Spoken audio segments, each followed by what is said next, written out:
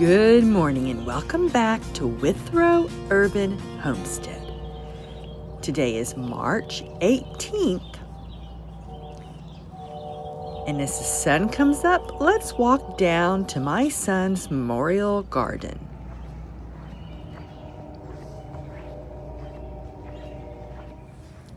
I love this wild garden space. Let's see what's already awake.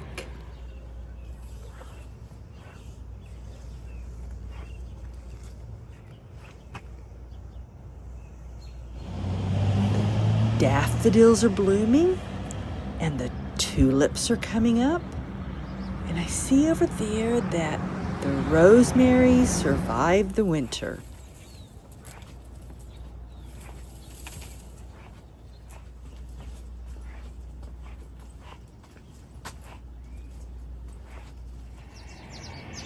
This garden is always cute. They do a good job.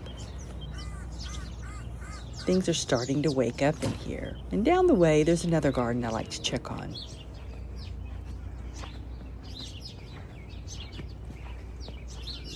This was newly planted last year. They have a variety of fruit trees, berry bushes, annual vegetables, and different flowers.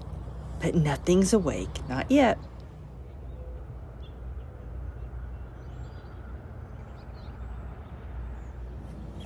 This is our old historic cemetery, developed in the 1800s. It's known as a garden cemetery.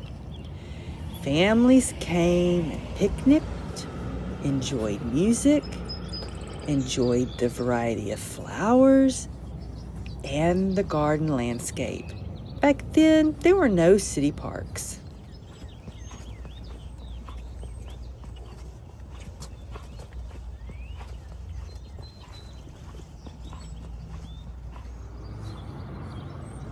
Here in North Central Maryland, we have a lot of varieties of flowering trees.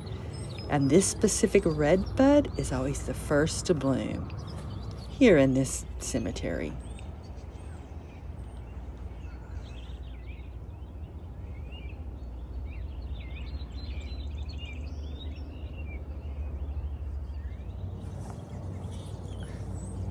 This will be full of beautiful dark pink flowers. As we walk, listen, I hear the red-bellied woodpecker. See if we can catch it. You know that I'm hearing. My family's deaf, all 5 of my adult kids, and Dale, my husband, is hard of hearing. See, do you hear him? It's like a trill.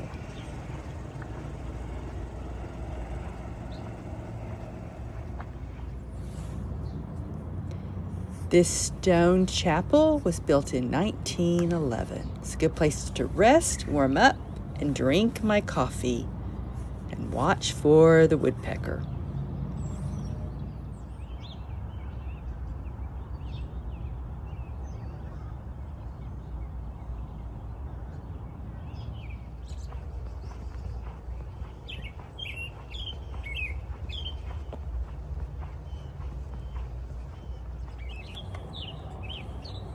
See the rolling hills and pathways?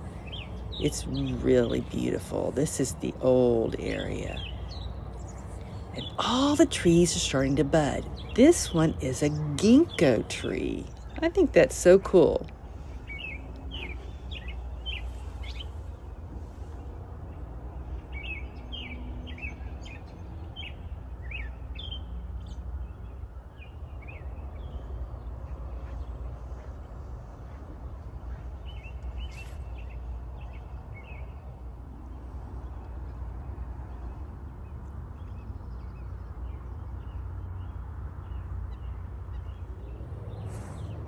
The nuthatch's being shy and scooting around the trunk.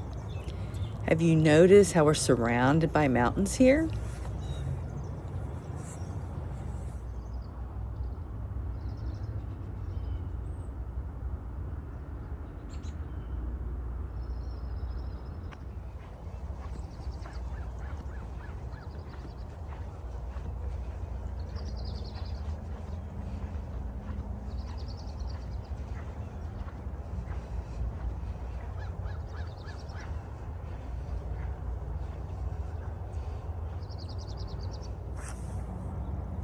the dark-eyed junco. They're all over this area. Soon they'll be gone. They don't stay here for the summer. This is a family plot. A plot of important people.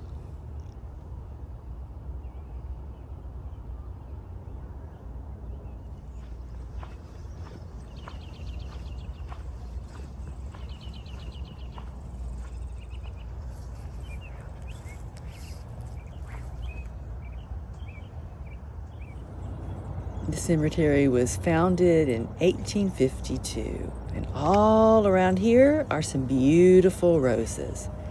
They haven't bloomed yet. And a magnificent magnolia tree.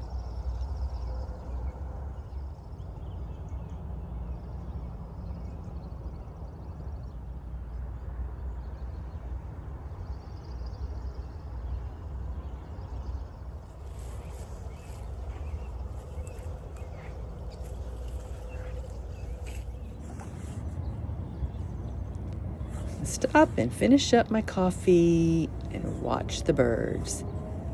I love these old stone steps.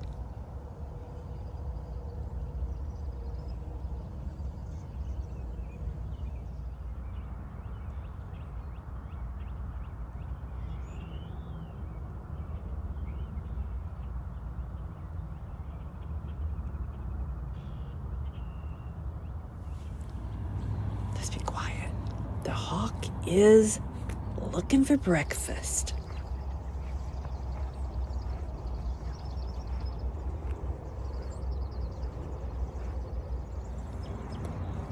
This is the perfect example. Many of these used to have these borders around them for a family plot where they'd have a garden.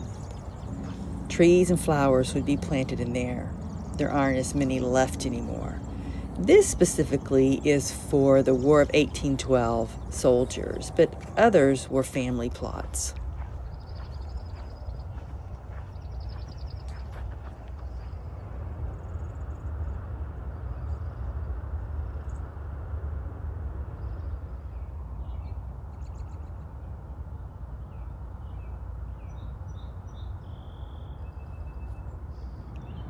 That little garden also feeds the birds. So the first year we walked through was 1800s. Then we recently walked through the beginning of the 1900s. Some people were buried there as late as 1950s, but they started in the early 1900s. And as we get closer and closer to modern day, we can find more flowers.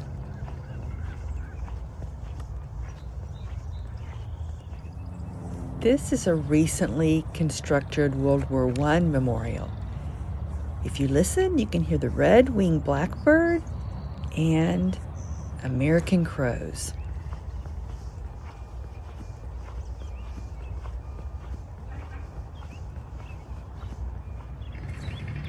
Along here they have white roses and borders of red poppies, the flower of remembrance.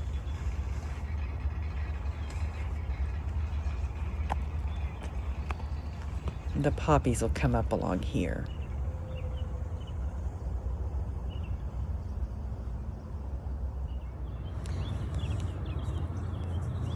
People are encouraged to come to this cemetery to enjoy it, to bike, walk their dogs, run. It's open to anyone. It's not a quiet, serious place. They want the public to enjoy it.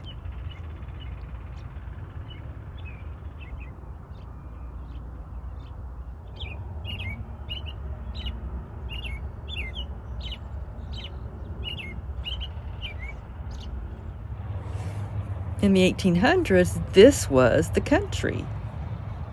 But the city grew and expanded. And there's actually a highway right over there. This area was established about the 1940s. There's a World War II area, a memorial behind me.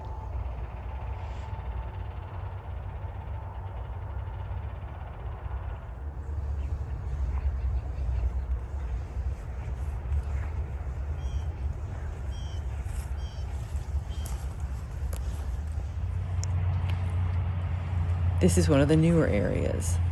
And this is one of my favorite gardens. Nothing's up yet, but they have the most beautiful irises.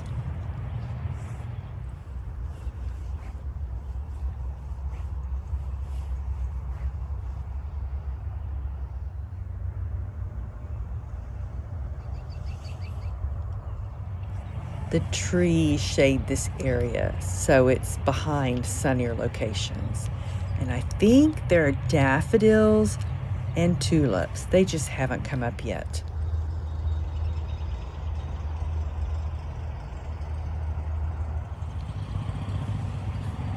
All of these are flowering trees.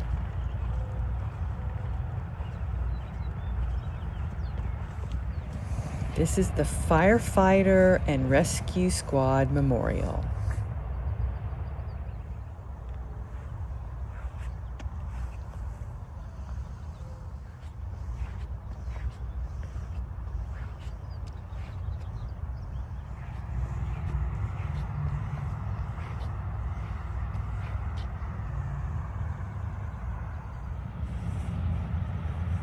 And a memorial for veterans that are interned in the mausoleum. Make sure I spell it right.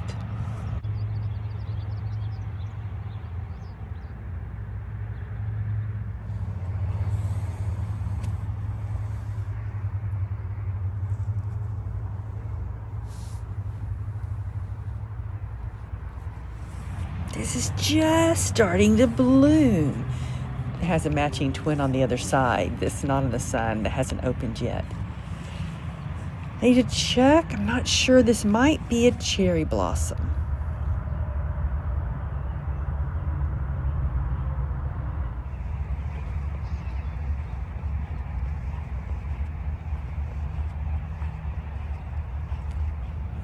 These are the most beautiful roses. They're not open yet, but they'll bloom in the spring and again when it gets cooler in the fall.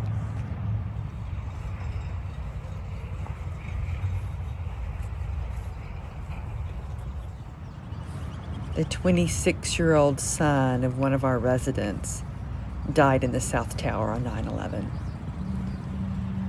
And his parents set up a homeless shelter, a cold weather shelter in his honor. It's near our home.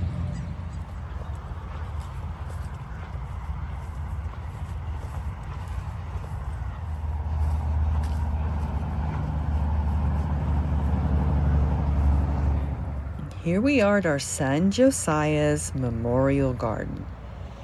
I think we first planted it May of 2021.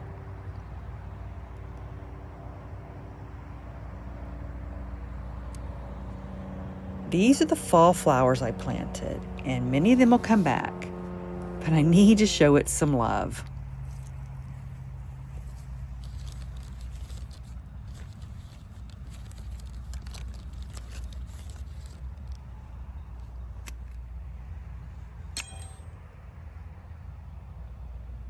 Sorry about the sun behind me. Let me show you what either survived the winter or is coming back from the roots that survived.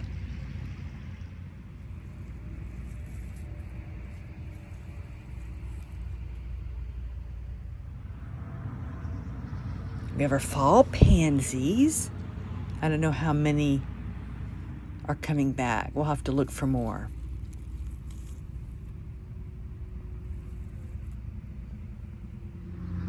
These are our fall snapdragons. There's a lot of these still left. That's good. I'm happy. I didn't expect them.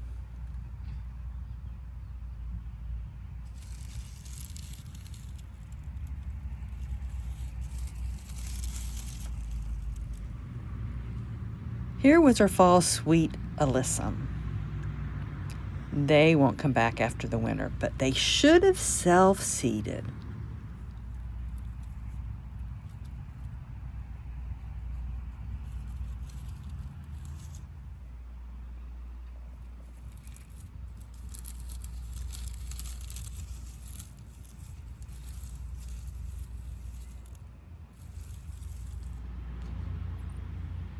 I only have 1 or 2 fall stock plants. Those won't last through the cold. We're going to pull them up today. There's more snapdragons and 1 pansy, maybe 2. One of them I'm not sure. This is a pansy.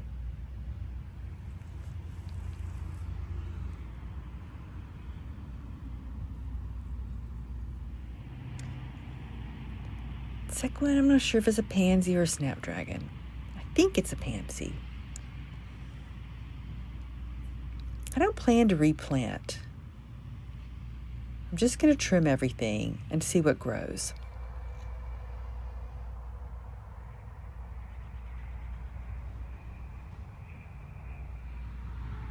Time to get to work.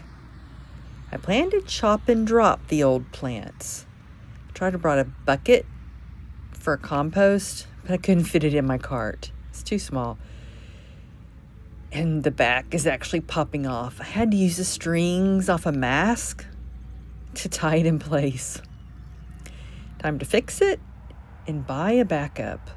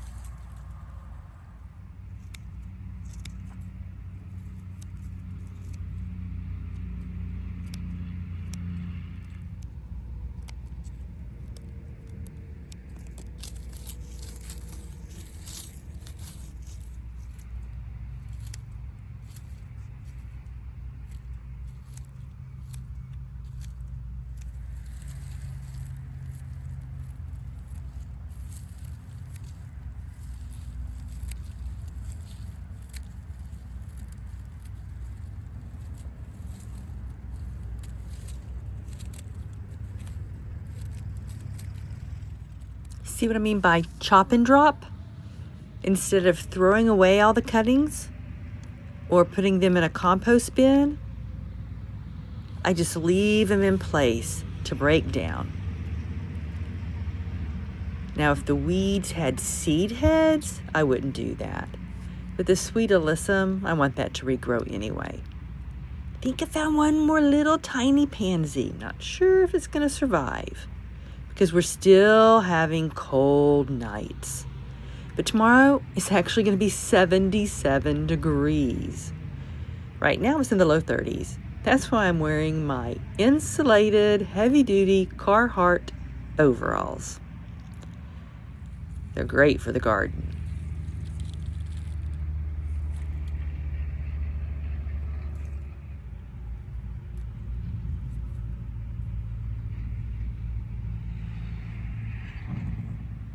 There are some weeds. I'm going to go ahead and pull those up. Mainly they're around the edge, and I'll save that for last. Later I'll come back with an edging tool. I didn't think to bring it this morning. I knew I was forgetting something.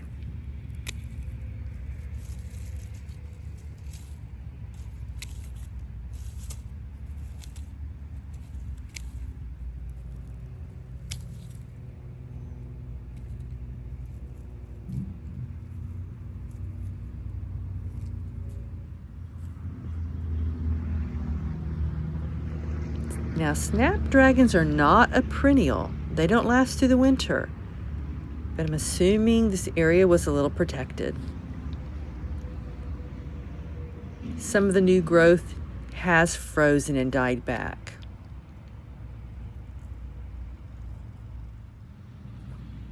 That's not going to regrow, so might as well prune it off. Now let's chop and drop our pile.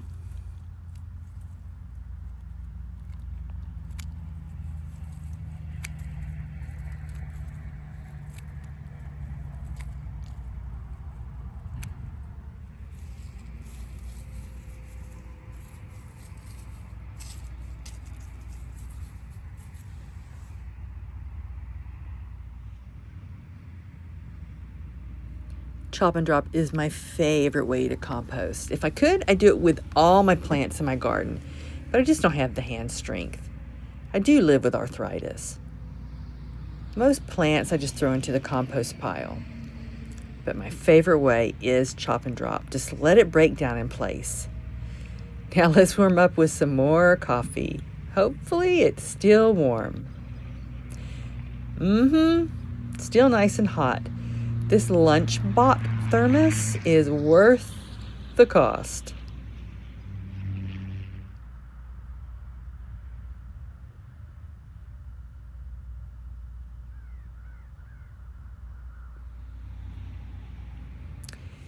There's a lot less growing along this edge. It's not as protected. It's pretty windy and cold right here. There's not as many things set up in this area to block the wind. But right in front of the bench seems to protect the plants better than along the edge.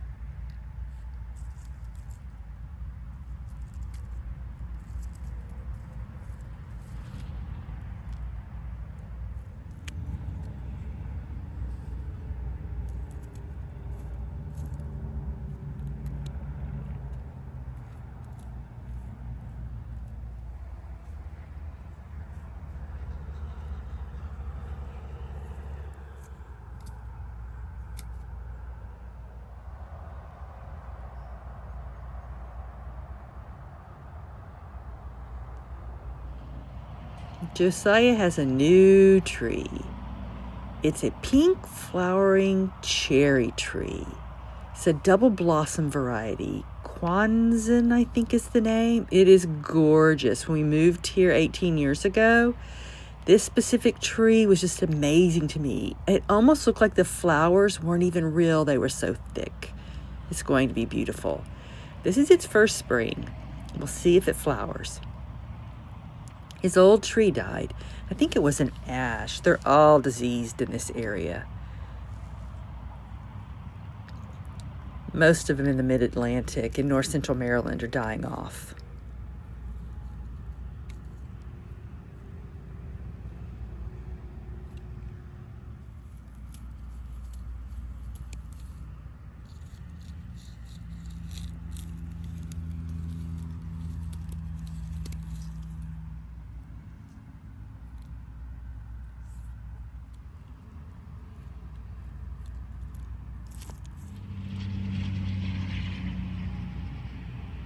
This area is hard to grow things because that big tree, it was full of roots right here.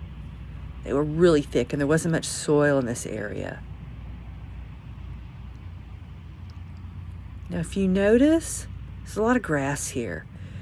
Typically in the summer and fall, the grass grows really high and then they mow. So one challenge is old dead grass blows onto the garden. I have to come often and clean it off. Sweep up the bottom of the bench. I tend to just sprinkle it on like mulch.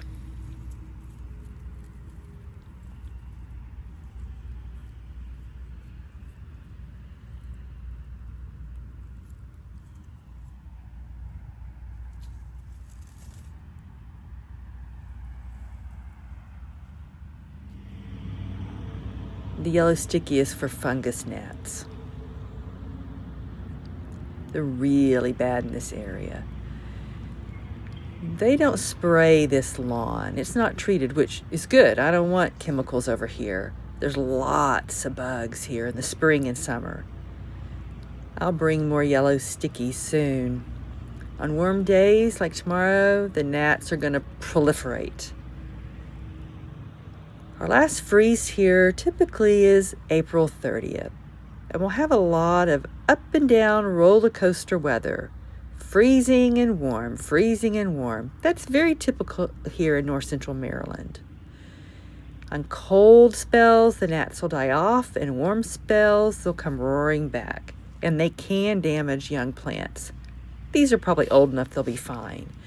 But when I'm planting out new things in the spring or new things in the fall, they can eat them up. So I'll put yellow stickies around here. These old ones I'll throw away.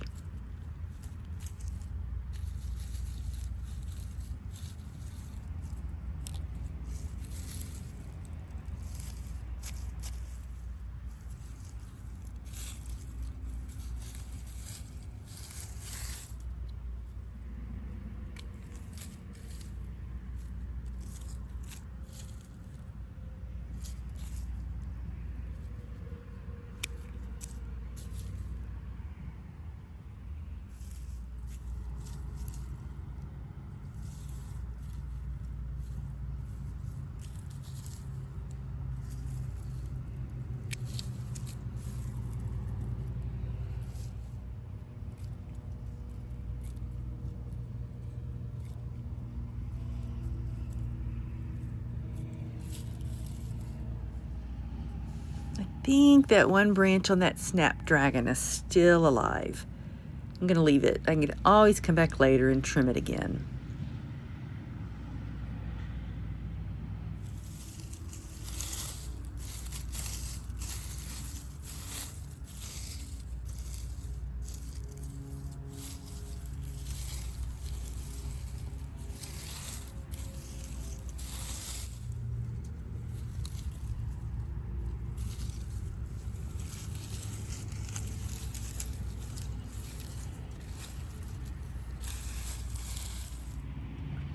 Getting the grass out of the way, trying to figure out what's all there. I don't want to cut anything that's alive. I used to use weed fabric on this garden, but I didn't like it because the mulch would not stay put. It actually does better mulch on just the bare ground. Now, if you ever decide you want to create a garden with a bench or even a headstone, make sure they raise it up. I didn't realize when we designed this that the soil and the mulch would fall down underneath the bench because I can't dig down very deep. There's so many rocks in this ground, and then there were tree roots. So I had to build the soil up on top. I would love one day later to actually have this bench raised.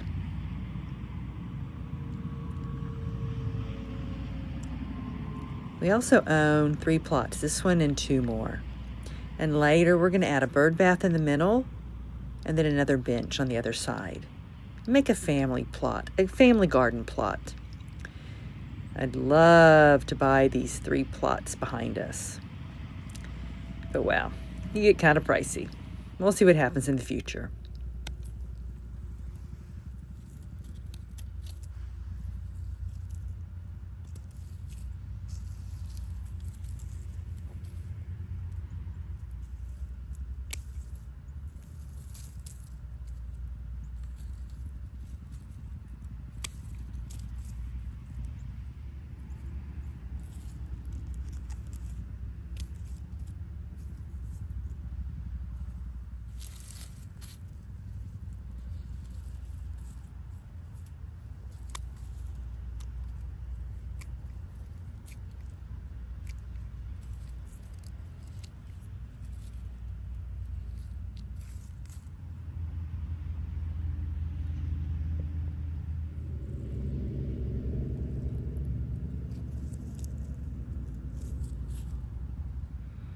See the 2 different sizes? One's tiny and one's big.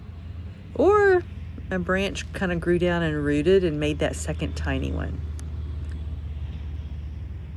Now let's chop and drop this big pile.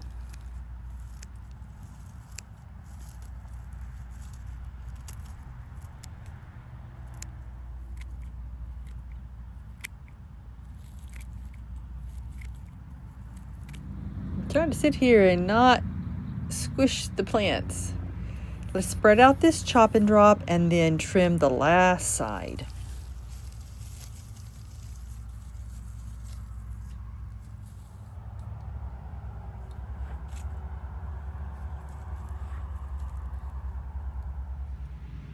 This area only has 2 snapdragons and 1 stalk. I don't see any pansies over here.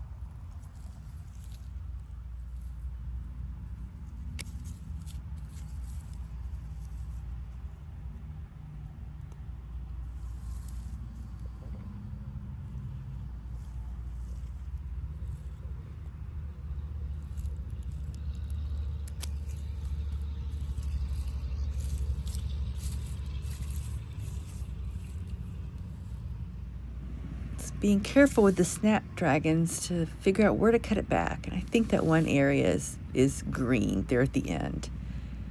The stalk is not going to come back, but I went ahead and left the roots. Let's chop and drop that area and then find more weeds.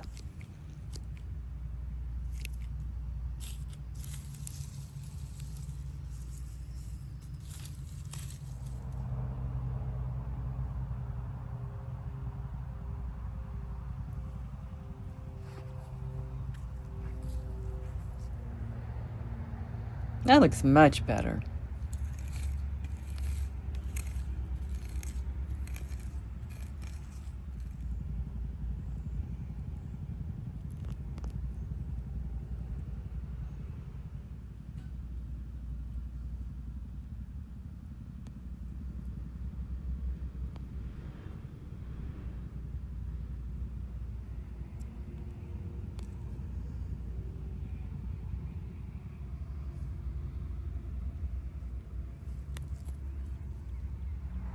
There's wild strawberries along that edge, and that weed with little green leaves, I don't know the name of it.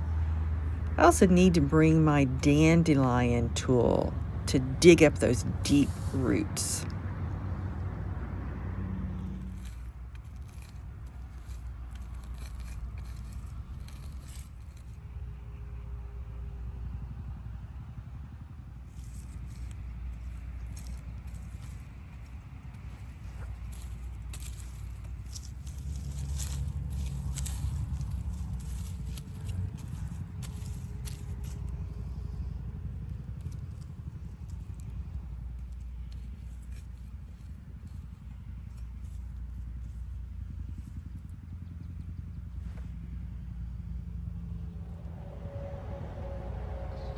There's really not that many weeds back along there.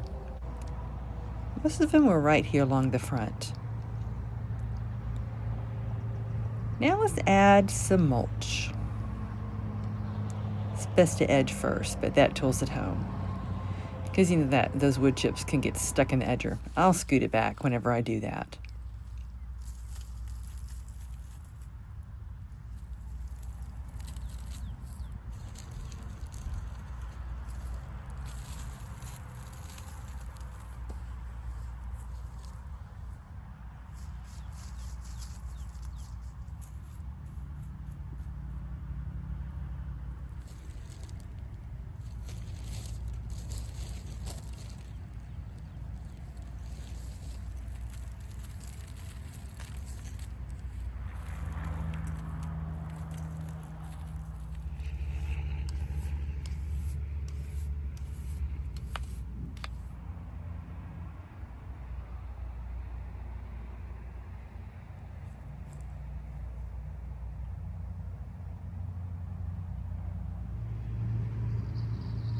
That looks a lot better.